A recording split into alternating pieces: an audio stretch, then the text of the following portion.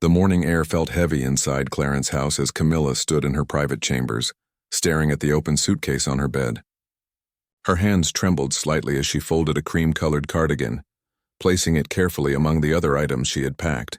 The room was quiet except for the soft ticking of an antique clock on the mantelpiece. She had made her decision during the sleepless night, and now in the pale dawn light she was determined to follow through with it. The past few months had been unbearable. Every public appearance felt like a performance she could no longer sustain. The whispers in the corridors, the cold shoulders from certain family members, and the relentless pressure from the media had worn her down. She felt like a stranger in her own life, constantly watched and judged. The weight of the crown, even as queen consort, had become too much to bear. Camilla glanced at the photograph on her dresser. It showed happier times, a moment captured before everything became so complicated. She picked it up, running her finger along the frame, then carefully wrapped it in tissue paper and placed it in the suitcase. This was not a decision she had made lightly. She had spent weeks thinking about it, weighing her options, considering the consequences. But in the end, her mental health and peace of mind had to come first. She zipped the suitcase closed with a sense of finality. The sound echoed in the quiet room. There was no dramatic exit planned, no grand announcement. She simply wanted to slip away quietly, to find some peace in a countryside cottage she had arranged to rent under a friend's name, just a few weeks away from everything. Time to breathe and think clearly without the constant scrutiny. As she lifted the suitcase from the bed, she heard footsteps in the hallway outside. Her heart began to race. She had timed her departure carefully, knowing that most of the household staff would be occupied with their morning duties. She had even sent her lady-in-waiting on an errand to ensure she would have this time alone. But those footsteps were getting closer, and they had the distinct, measured pace of someone in authority. Camilla set the suitcase down and moved toward the door, pressing her ear against it. The footsteps stopped right outside her room. There was a moment of silence that seemed to stretch forever. Then came a soft knock, polite but firm. "Your Majesty," a deep voice called from the other side. "This is Captain Edmund Hartley of the Royal Guard." Camilla's breath caught in her throat. Captain Hartley was one of the most dedicated officers in the royal household, known for his unwavering loyalty and keen attention to detail. Of all the people who could have discovered her plans, he was perhaps the most problematic. She stood frozen, unsure whether to answer. Another knock came, slightly more insistent this time. "Your Majesty, I know you're in there. I need to speak with you. It's rather urgent." With a resigned sigh, Camilla smoothed her jacket and opened the door. Captain Hartley stood at attention, his uniform immaculate as always. He was a tall man in his early 50s with silver threading through his dark hair and sharp blue eyes that seemed to see everything. Those eyes now fell upon the suitcase visible behind her, and his expression shifted almost imperceptibly. "Captain Hartley," Camilla said, trying to keep her voice steady and authoritative. "I wasn't expecting anyone this morning. I'm afraid I'm rather busy at the moment." "I can see that, Your Majesty," he replied, his gaze moving from the suitcase back to her face. There was no judgment in his eyes, only concern. "May I come in? What I have to discuss is not suitable for the hallway." Camilla hesitated, but she knew refusing would only make things worse. She stepped aside, allowing him to enter, then closed the door behind him. Captain Hartley didn't sit, despite her gesture toward the chairs. Instead, he stood with his hands clasped behind his back, a position of formal respect. "Your Majesty," he began carefully, "I've been informed of a vehicle waiting at the East Gate. A private car, not part of the royal fleet. The driver claims to be waiting for a passenger who will be arriving shortly." Camilla felt her face flush. She had been so careful with her arrangements, or so she thought. "I fail to see how that concerns you, Captain. With respect, ma'am, everything that concerns your safety is my concern. You are queen consort. Any departure from royal residences must be properly coordinated with security protocols. What I'm seeing here suggests you intended to leave without that coordination." "I am a grown woman, Captain Hartley," Camilla said, her voice rising slightly with frustration. "I am entitled to some privacy, some freedom of movement." "You are," he agreed, his tone remaining calm and respectful. "But you are also a member of the royal family, and that comes with certain responsibilities and, unfortunately, certain restrictions. Those restrictions exist for your protection." Camilla turned away from him, walking to the window. Outside, she could see the manicured gardens, the high walls that surrounded the property. They were meant to keep danger out, but sometimes they felt like they were keeping her trapped inside. "You don't understand," she said quietly. "You couldn't possibly understand what it's like." "Perhaps not entirely," Captain Hartley admitted, moving a step closer but maintaining a respectful distance. "But I've served the royal family for over 20 years. I've seen the pressures, the sacrifices. I've watched people struggle under the weight of duty." "Then you should understand why I need to leave," Camilla said, turning to face him. There were tears in her eyes now, and she no longer tried to hide them. "Even if it's just for a little while. I need to breathe, Captain. I need to remember who I was before all of this." Captain Hartley's expression softened. For a moment, the strict military officer disappeared, and she saw genuine compassion in his eyes. "Your Majesty, leaving like this without proper arrangements, without letting anyone know, it will cause a crisis. The media will have a field day. The speculation will be endless, and it will all follow you wherever you go. You won't find the peace you're seeking." "What choice do I have?" Camilla asked, her voice breaking. "Stay here and slowly lose myself? Continue pretending everything is fine when it's not?"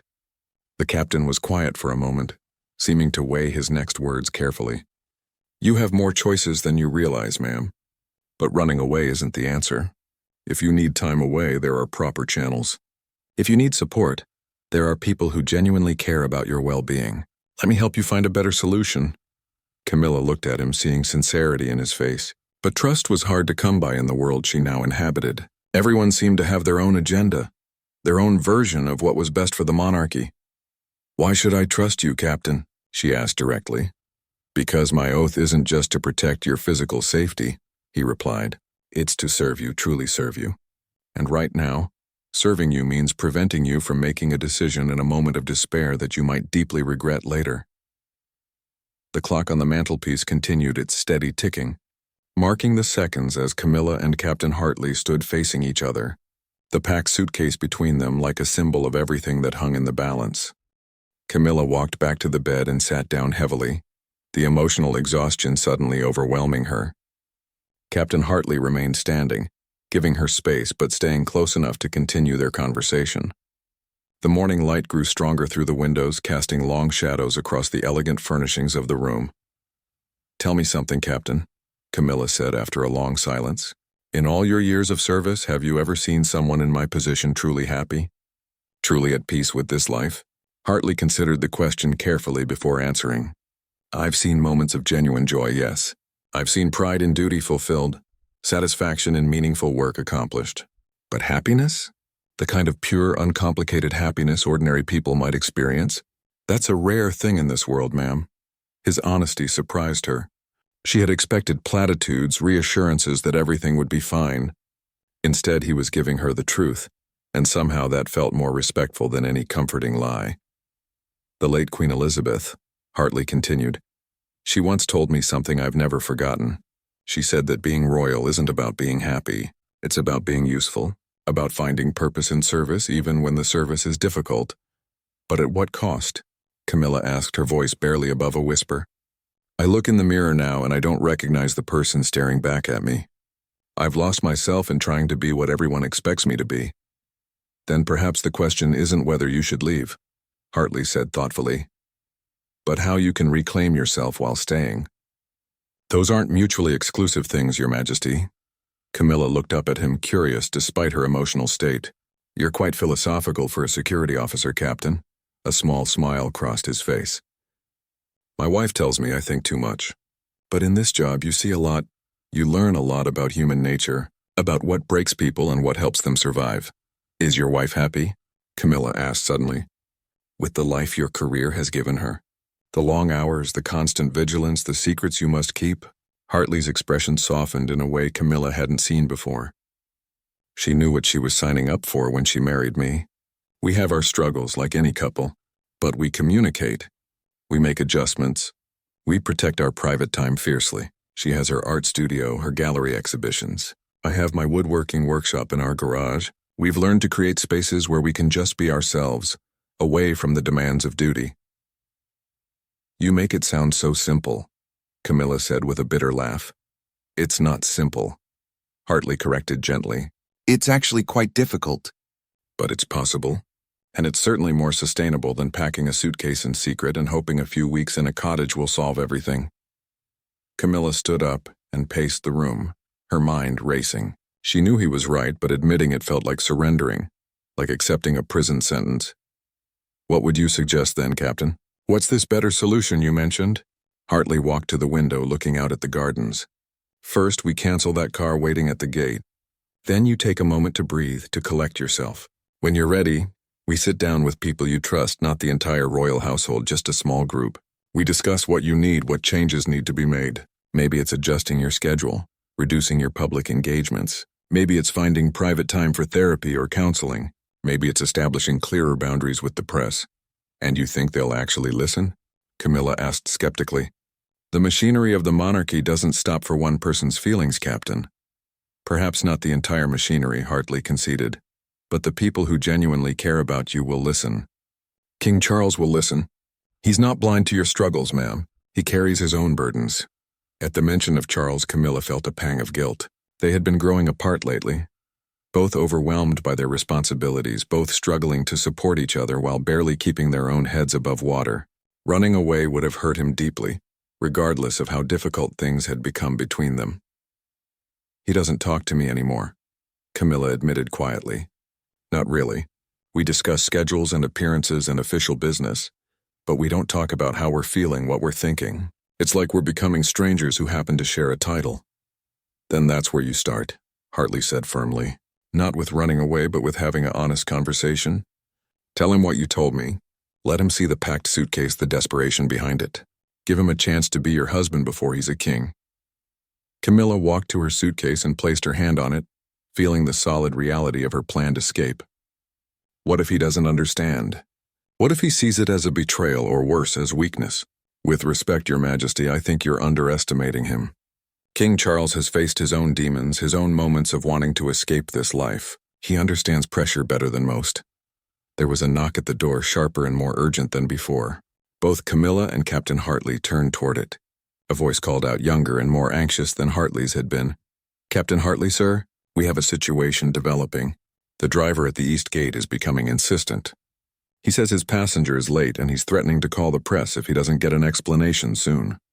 Hartley's jaw tightened. He looked at Camilla, waiting for her decision.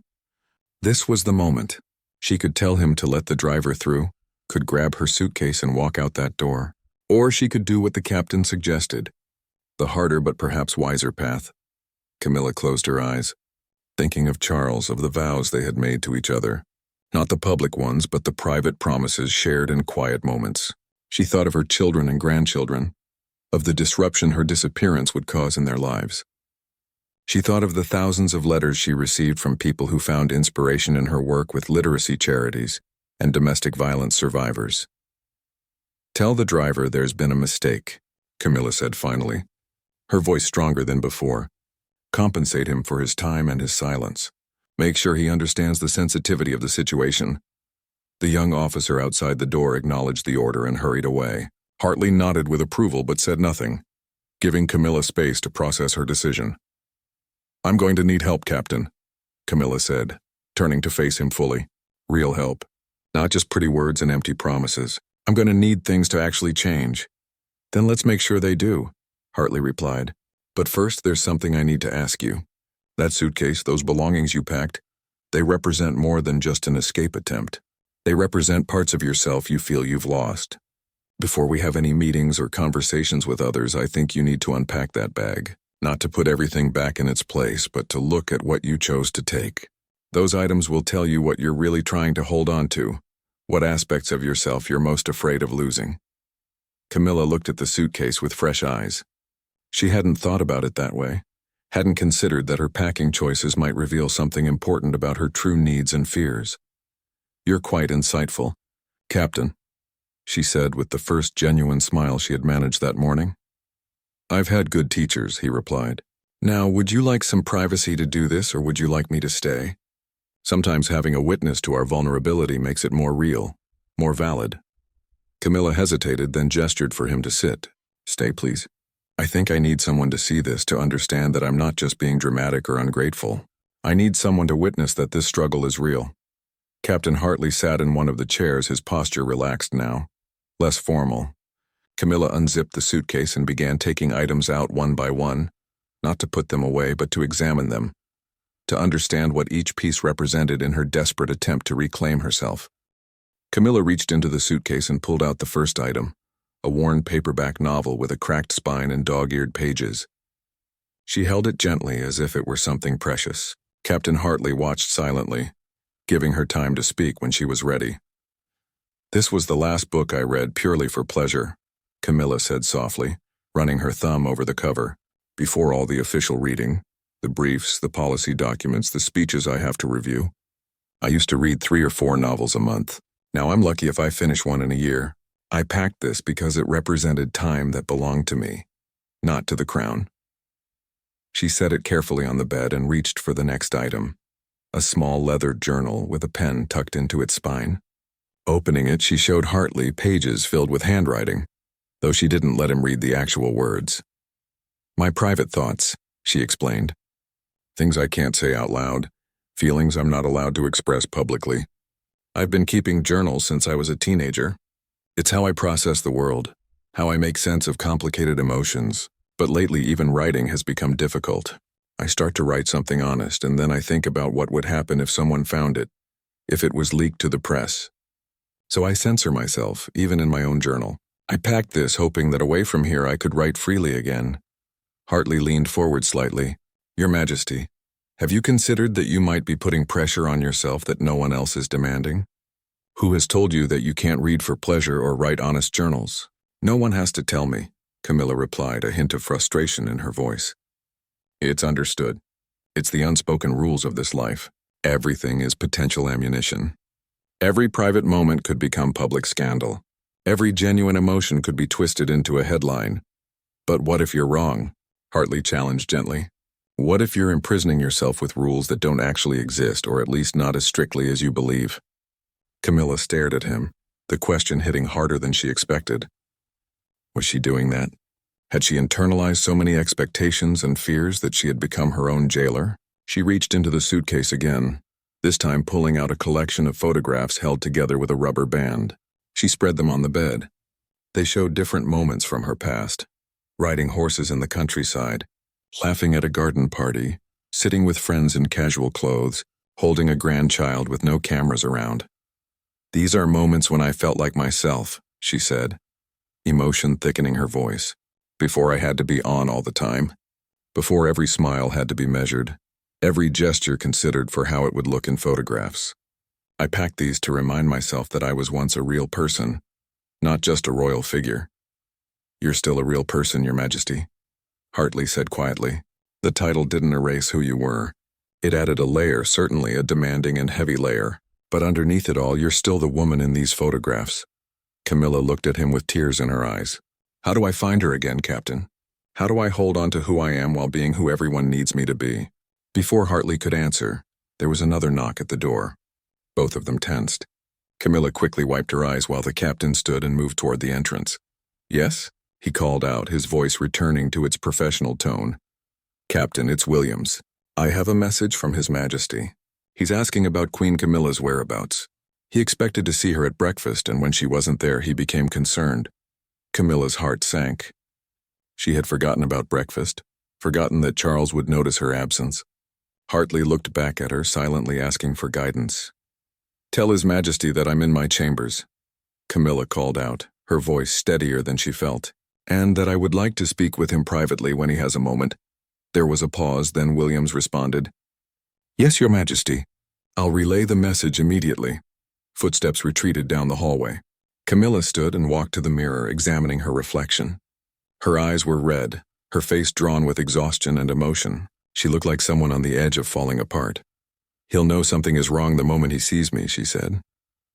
"Perhaps that's not a bad thing," Hartley replied. "Perhaps it's time he saw the real cost of all this, the toll it's taking on you." Camilla turned to face him. "You're asking me to be vulnerable with the one person I've been trying hardest to convince that I can handle this role. I'm suggesting that vulnerability might be strength in this situation," Hartley said. "Pretending everything is fine when it's not, that's not strength. That's denial. and denial only works until it doesn't. Before Camilla could respond, the door opened without a knock. King Charles strode in, his face etched with worry. He stopped short when he saw Captain Hartley standing in his wife's bedroom, and then his eyes fell on the open suitcase on the bed, the items spread around it. "What's going on here?" Charles asked, his voice tight with concern and confusion. His gaze moved from the suitcase to Camilla's tear-stained face. "Camilla, what is all this?" Captain Hartley stepped forward. "Your Majesty, if you'll excuse me, I believe this is a conversation you and Queen Camilla need to have privately. I'll be just outside if needed." He moved toward the door, but Charles held up a hand. "Wait, Captain. Before you go, I need to know if there's a security concern here. Is my wife in danger?" Hartley chose his words carefully. "Not from any external threat, sir. But with your permission, I think Her Majesty should explain the situation herself." Charles nodded curtly, and Hartley left the room, closing the door behind him.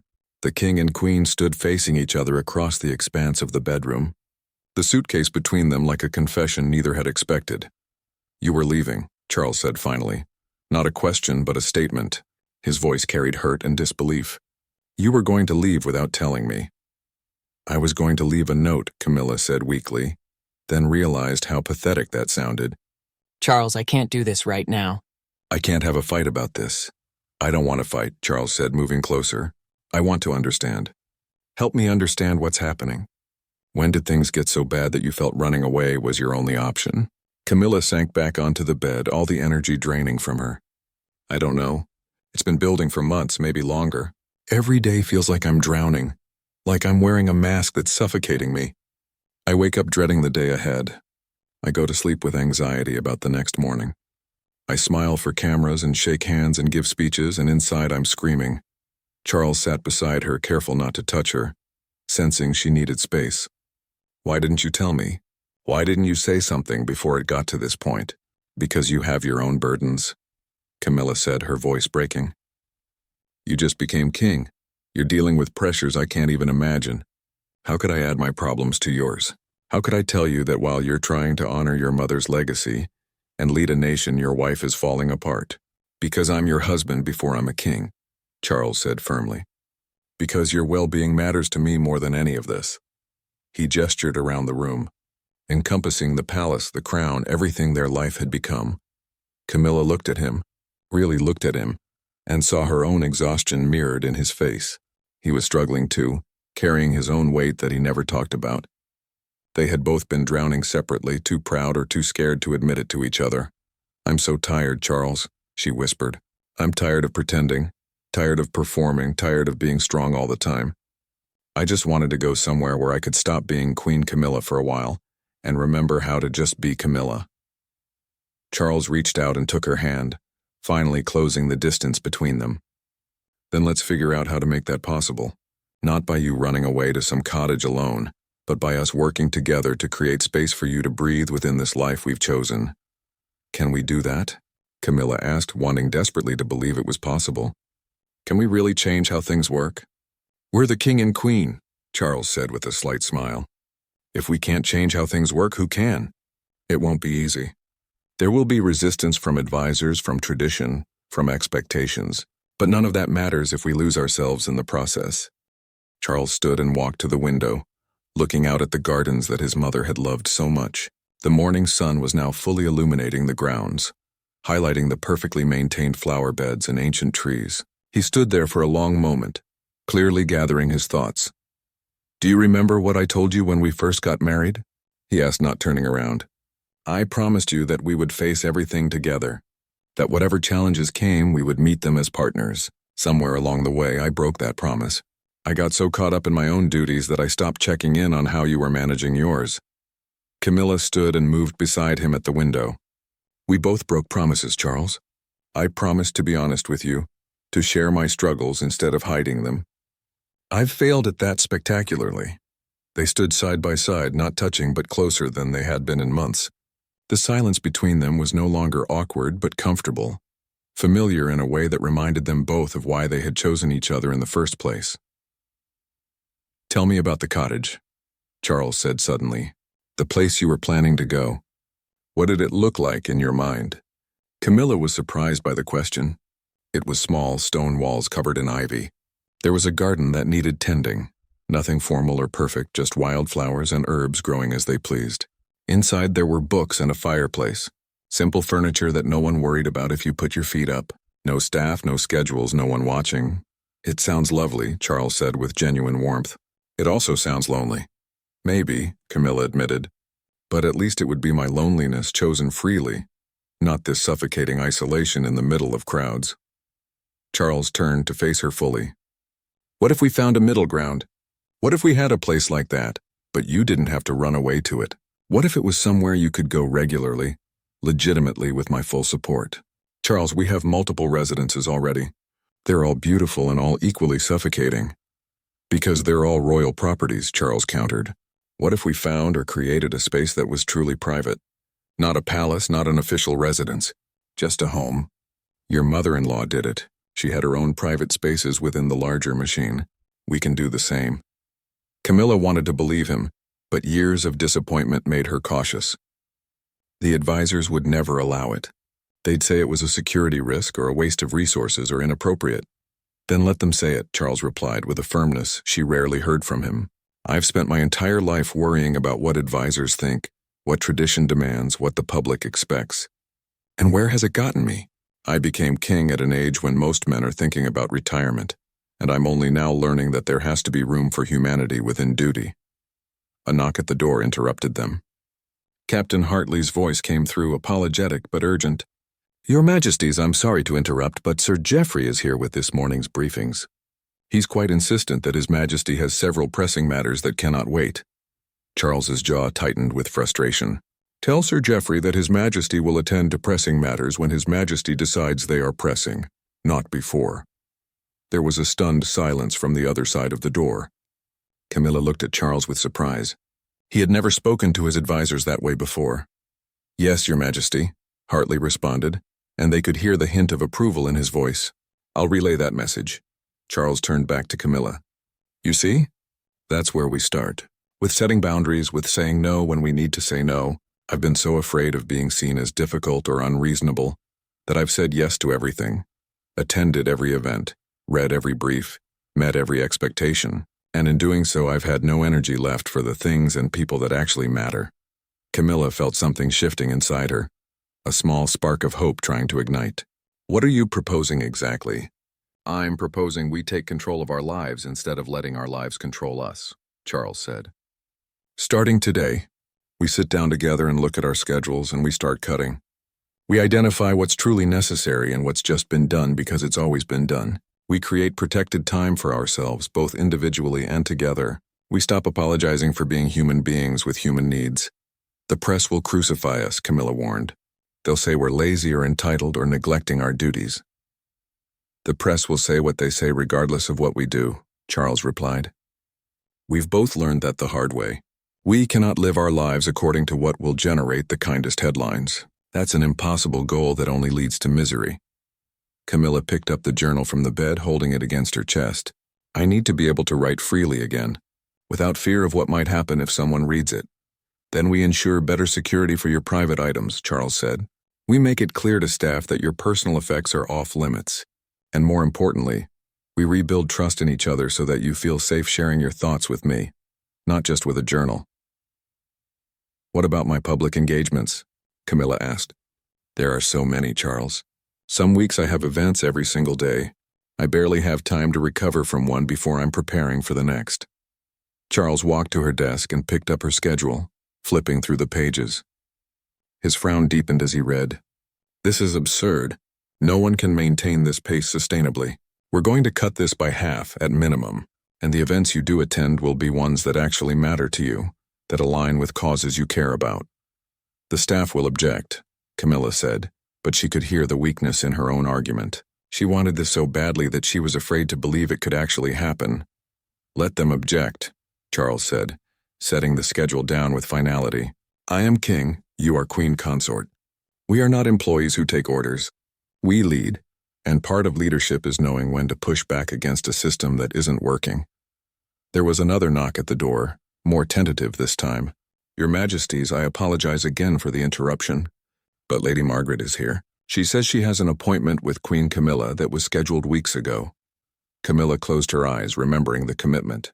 Lady Margaret ran one of the charities Camilla supported, and they were supposed to discuss upcoming fundraising events. It was exactly the kind of obligation that felt crushing in her current state. "Tell Lady Margaret that I need to reschedule," Camilla called out, her voice shaking slightly with the boldness of it. "Please convey my sincere apologies and have my secretary find a new date that works for both of us." Charles smiled at her, proud and encouraging. She had taken her first small step in reclaiming agency over her time, you see, he said softly. It starts with small things. One rescheduled meeting, one declined event, one boundary set. And then it builds. We create a new pattern, a new normal that actually serves us instead of destroying us. Camilla set her journal down and began repacking her suitcase, but this time with a different intention. She wasn't packing to run away. She was identifying the things that mattered most to her, the parts of herself she refused to lose, so she could integrate them back into her daily life. "I want my mornings back," she said as she folded the cardigan. "At least 2 mornings a week where I have no official commitments. Where I can read or write or just sit in the garden with a cup of tea without someone needing something from me." "Done," Charles agreed. "And I want the same. Perhaps we can protect those mornings together sometimes. Have breakfast without briefings. Talk about things that have nothing to do with duty. I want to see my children and grandchildren more regularly," Camilla continued, gaining confidence. "Not for photo opportunities, but for real visits. Private time where we can just be a family." "That's important," Charles nodded. "Family has to come first, or what's the point of any of this?" Camilla picked up the photographs and looked at them again. "I want to make new memories like these. I want moments I can look back on with joy instead of just duty fulfilled." "Then we'll make sure you have them," Charles promised. He moved closer and gently took the photos from her hands, looking at them himself. "We'll make sure we both have them." Outside the door, they could hear hushed conversations, the staff surely puzzled and concerned by the morning's unusual events. The machinery of the palace was used to running on schedule, on predictability. What Charles and Camilla were proposing would disrupt that machinery significantly. Charles walked to the door and opened it, finding Captain Hartley standing at attention with several other staff members clustered nearby, all trying not to appear like they were eavesdropping. Sir Geoffrey, the king's private secretary, stood at the front of the group, his face pinched with obvious displeasure. "Your Majesty," Sir Geoffrey began, his tone walking the fine line between respectful and reproachful, "we have 17 matters that require your immediate attention. The Prime Minister is expecting a call, there are documents that need signing, and the schedule for next month's tour needs final approval." "Sir Geoffrey," Charles said calmly but firmly, "I am currently dealing with a matter that takes precedence over all of those things. The Prime Minister will understand if I call him this afternoon rather than this morning. The documents can wait a few hours, and the tour schedule will be reviewed, though I suspect it will need significant revision." Sir Geoffrey's eyebrows rose nearly to his hairline. "Revision, Your Majesty, but everything has been confirmed. Venues have been booked, officials notified, security arrangements made. Then some things will need to be unconfirmed," Charles replied. "Captain Hartley, I'd like you to assemble a small working group. Just a few key people who can be trusted with discretion. We need to have a serious conversation about how this household operates and what changes need to be implemented immediately." Hartley nodded, understanding the gravity of what the king was proposing. "Of course, Your Majesty. Might I suggest we include Miss Patterson from the Queen's staff? She's been quietly advocating for schedule reforms for some time." "Excellent suggestion," Charles agreed. "Also include Dr. Matthews from the Palace Medical Office. I want a professional perspective on sustainable workload and stress management." Sir Geoffrey looked like he might protest, but something in the king's expression stopped him. This was not a request or a discussion. This was a decision already made. "We'll meet in the Oak Room at 2 o'clock this afternoon," Charles continued. "Clear my schedule until then. And Sir Geoffrey, I want you there as well. Your institutional knowledge will be valuable, but you'll need to come with an open mind to significant change. Your Majesty, with all due respect, the system we have in place has evolved over generations for good reasons," Sir Geoffrey began. "And I'm sure many of those reasons remain valid," Charles interrupted. "But some of them are simply tradition for tradition's sake, and those need to be examined critically." Dismissing reasonable questions about unsustainable practices as simply how things are done is no longer acceptable. He closed the door before Sir Geoffrey could respond, leaving the private secretary standing in the hallway with a mixture of shock and indignation on his face. Charles turned back to Camilla, who had been listening to the exchange with a combination of relief and anxiety. "Did you just dismiss your most senior advisor in front of the staff?" she asked, not sure whether to laugh or worry. "I didn't dismiss him," Charles corrected with a slight smile. "I just made it clear that the conversation was over. There's a difference. I've spent too much of my life allowing advisors to have the final word on everything. It's time I remembered that they work for me, not the other way around." Camilla sat down in one of the chairs, suddenly exhausted by the emotional roller coaster of the morning. What if we can't actually change things, Charles? What if the system is too big, too entrenched? What if we start this fight and lose?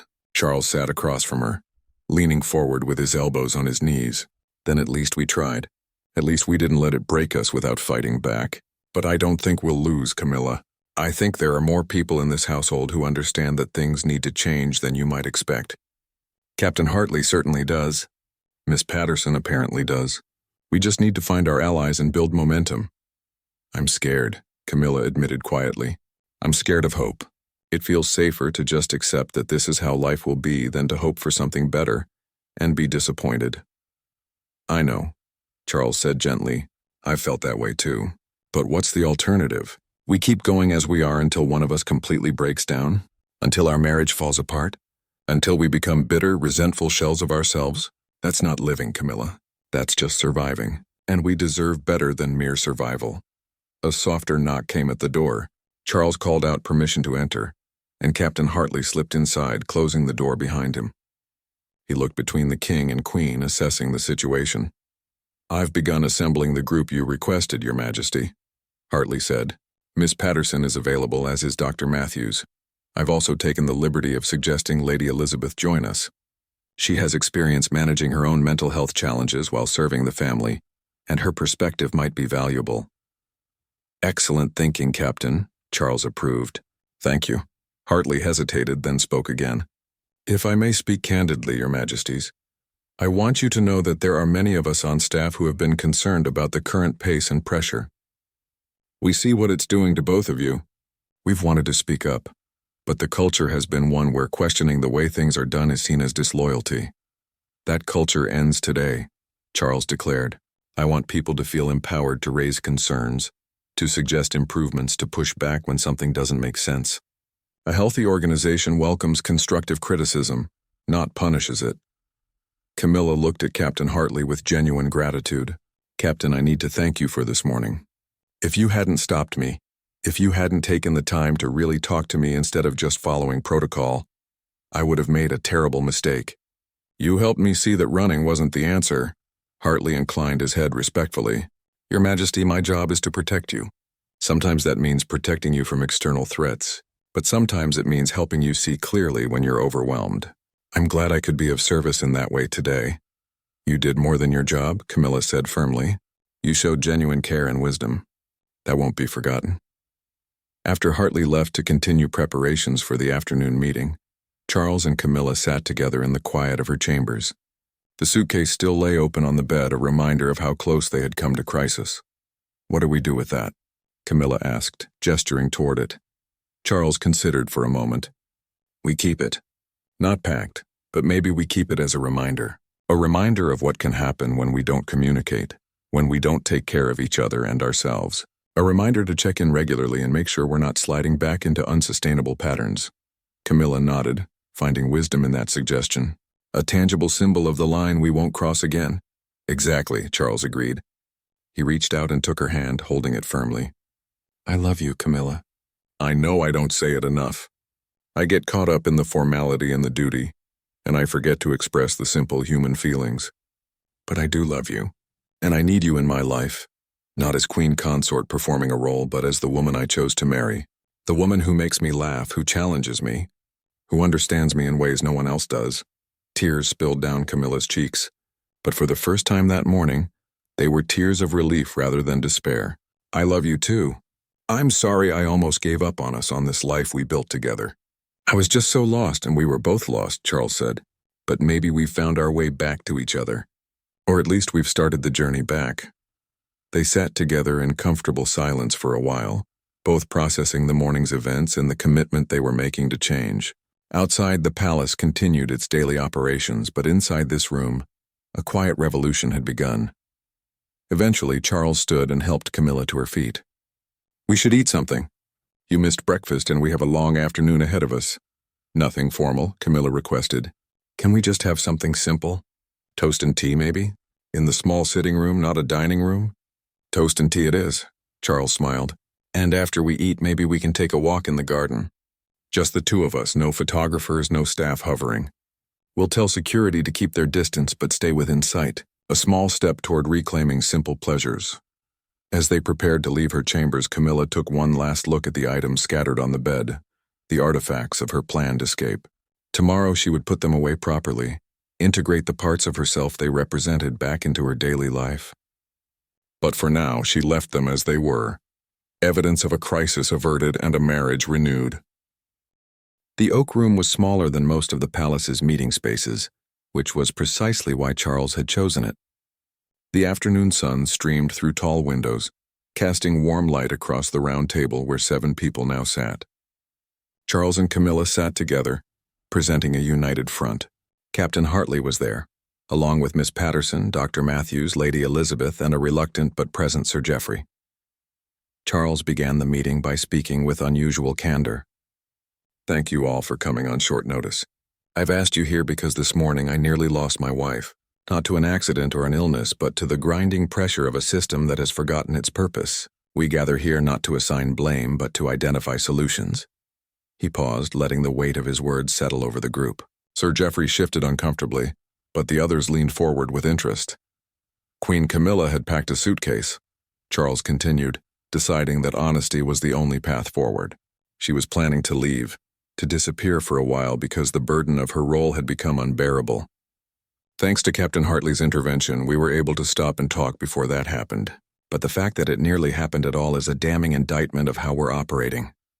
Camilla added her voice, finding strength in speaking her truth publicly for the first time.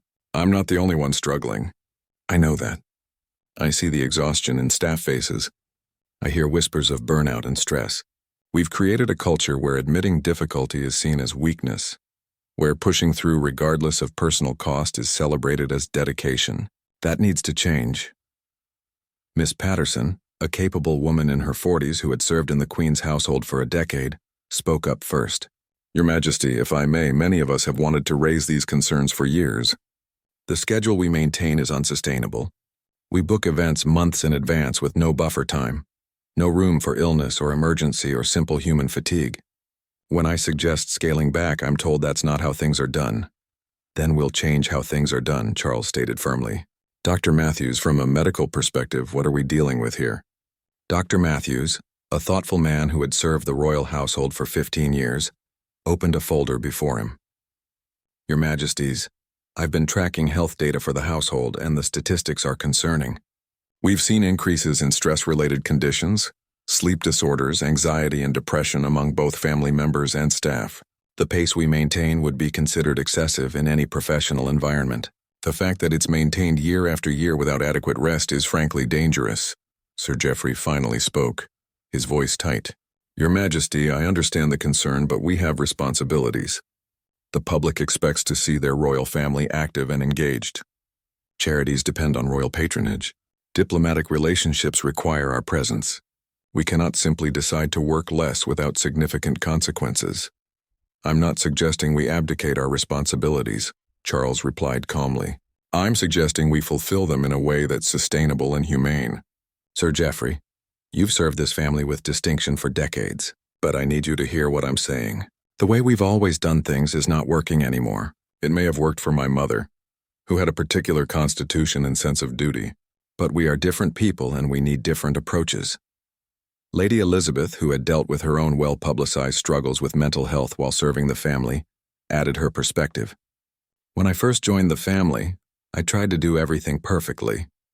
I attended every event, smiled through every difficulty, never complained. It nearly destroyed me. It took hitting rock bottom before I learned that serving well doesn't mean serving without boundaries. Some of my most effective work has come after I learned to say no to some things, so I could say yes more fully to others.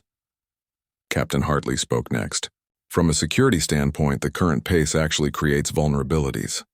When principals are exhausted, they're less alert, more prone to mistakes. When schedules are relentlessly packed, we have less flexibility to respond to threats or changing circumstances. A more sustainable pace would actually improve safety. Charles looked around the table, seeing the mix of agreement and resistance. Here's what I'm proposing. We conduct a comprehensive review of all regular commitments, everything. We evaluate each one against criteria of actual necessity, meaningful impact, and personal alignment.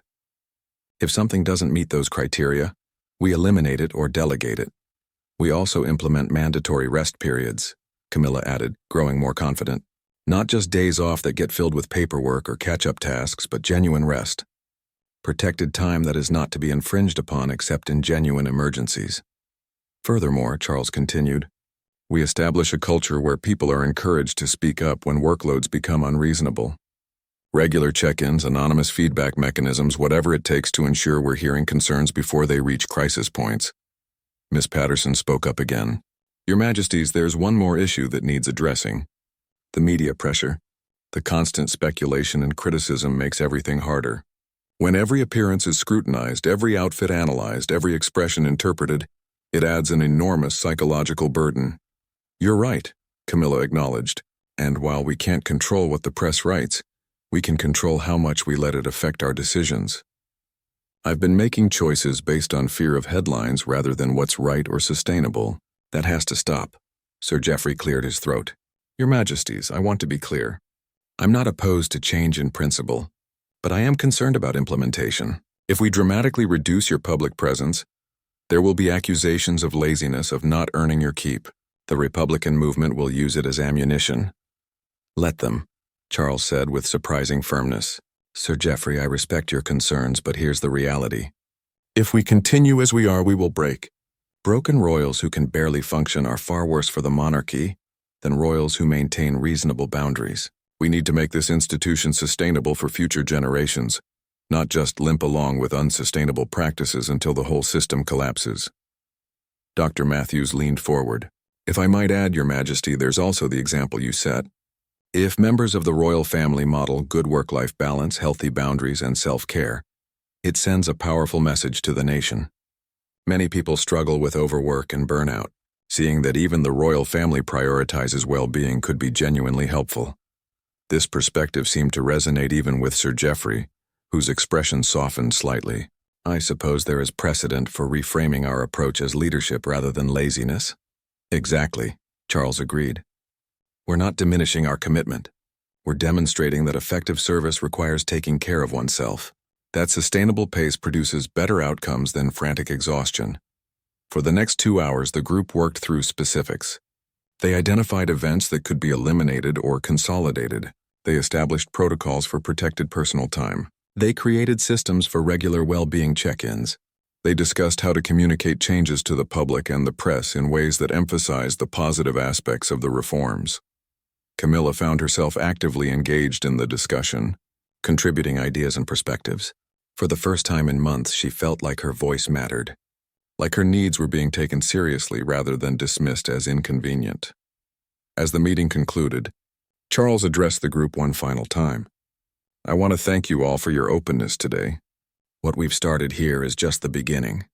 Change won't happen overnight, and there will be resistance from various quarters. But I'm committed to seeing this through. Queen Camilla and I are committed to modeling a healthier approach. And we're asking for your support in making it real. After the others had left, Charles and Camilla remained in the oak room. The afternoon sun had shifted, now casting long shadows across the floor. Do you think it will work? Camilla asked, voicing the fear that still lingered. Or was this just an exercise in futility? I don't know, Charles admitted honestly. But I do know that we had to try, and I know that we're not alone in this. Did you see their faces? Hartley, Patterson, Matthews, even Lady Elizabeth. They were relieved that someone finally said what needed to be said. We may have more allies than we realized. Sir Geoffrey looked like he'd swallowed something bitter, Camilla observed with a slight smile. He'll come around or he won't. Charles shrugged. But I won't let institutional resistance prevent us from doing what's necessary. We've given too much of ourselves already. They walked together through the palace corridors, and Camilla noticed something different. She felt lighter somehow, like a weight she'd been carrying had lessened. The building was the same, the routines would continue, but something fundamental had shifted. She had a voice now. She had agency. She had a partner who was willing to fight alongside her.